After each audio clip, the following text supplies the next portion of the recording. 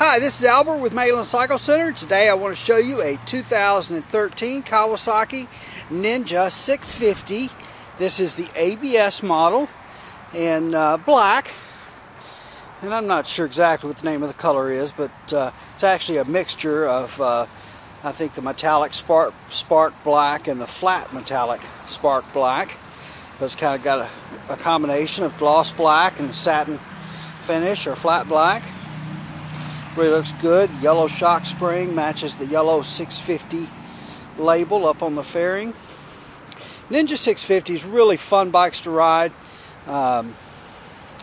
Good bike for experienced riders, a great bike for commuting, a good bike you can tour on. You can ride this bike to anywhere. Literally can ride it anywhere. This could be a good bike for a beginning rider. It may not be the right bike for all beginning riders, but you know, if you've got a little bit of experience and your physical size is pretty good, then this might be a good bike to start out on. But you just have to sit on one, come by and see us and talk to us, and let us help you decide maybe what's the best bike for you. Typically, as a general rule, we like to try to put riders in as big a bike as we feel like they'll be comfortable with, and can be safe on. And for some riders, that may be a Ninja 250. For some people, that may be no motorcycle at all. But for some riders, that's going to be a Ninja 300 or maybe a 650. But you know, go talk to us or your local dealer, and just get some consultation and let them help you. We really don't try to upsell our customers to a bigger bike just to sell them a more expensive bike. We really want to put everybody on the right bike for them. So the Ninja 650 dual disc brakes with twin piston calipers, liquid cooled, fuel injected on these bikes. A really cool chassis on these bikes. The motor is actually a stressed member of the frame. The motor kind of hangs there in the frame. So if you were to strip away everything except for the frame on this bike, you will see that it comes up and then it comes down to about, oh, right here or so. And then there's no frame going down around the motor here. The motor kind of hangs there in the chassis. They added this double tube here, which gives it a lot of strength.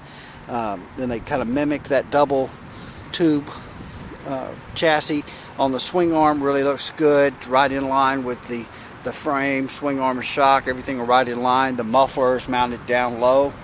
Really looks cool. These have a cassette type transmission. We've talked about that in my videos before. But the cassette type transmission basically means that the transmission is serviceable without removing the motor from the frame. Remove the clutch cover, remove the clutch, and then the transmission can come out the side. So it's like a cassette. It plugs in, plugs out. So where in the old days we literally would have to completely disassemble a motor to service the transmission, you'll probably never have to do that. But I do. I think it's cool that you can. And this is just tells you that this is a more modern design than maybe some of the older bikes designs. Two-piece seat, nice gripper style pattern on the seat, clear lenses on the rear turn signals, LED rear tail light, great looking wide tire on the back. Let's see what it is. It's a 160 width, 160 60/17 on the rear, 17-inch wheels front and rear.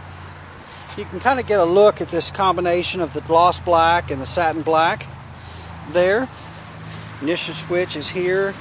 Use your key to open your gas cap. Great looking display with the combination of the analog tachometer with a digital readout on the speedometer, plus a fuel gauge, odometer, all that relevant information, a clock. You have adjustments on your levers. These little dials here will adjust the reach from the grip to the lever. So it's kind of like tilt steering, I tell folks, meaning you set it for what's comfortable for you. It's really not a matter of adjusting the clutch or adjusting the brake with these dials. It's really a matter of setting them for comfort. Okay, so you've got those there. Of course, your throttle, engine kill, start button, hazard lights. It also has the little pass button on the back. The little pass button, if you hit that, it flashes the high beam, horn, high beam, and low beam switch there. These are a 6-speed transmission. Of course, it's a manual clutch. And then, of course, the big news on this model is it has ABS brakes. And so if you look here on your front wheel, there's the sensor for the wheel speed, and then this is the trigger for the wheel speed. And basically that goes back to an ECU or a computer then that processes that information and does that in conjunction with the rear wheel speed, and so it can tell if you've locked up one of those brakes.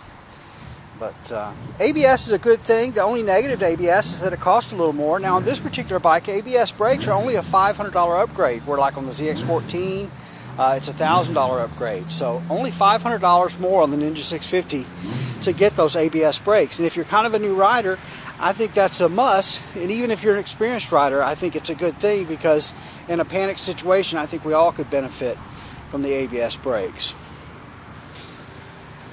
But the windshield is adjustable on these. Pretty cool. You have to remove the windshield, and then there's a couple of brackets here that'll let you, there's got two other positions you can raise the windshield up to. So if you're taking a trip, you can raise that windshield up. If you want to keep it down for around town, you can do that. But just really fun bike, great bike to ride, whether you're kind of a newer rider or an experienced rider. Really a fun bike. The 2013 Ninja 650 in black with ABS brakes. Alright, we are Mainland Cycle Center. We're located about 30 minutes south of downtown Houston, just off of I-45 in LaMarque, Texas. Our website is mainlandcyclecenter.com. Our phone number is 409-948-4969. Give us a call, shoot us an email, come by and see us. We are here to help any way we can. Hey, thanks for watching.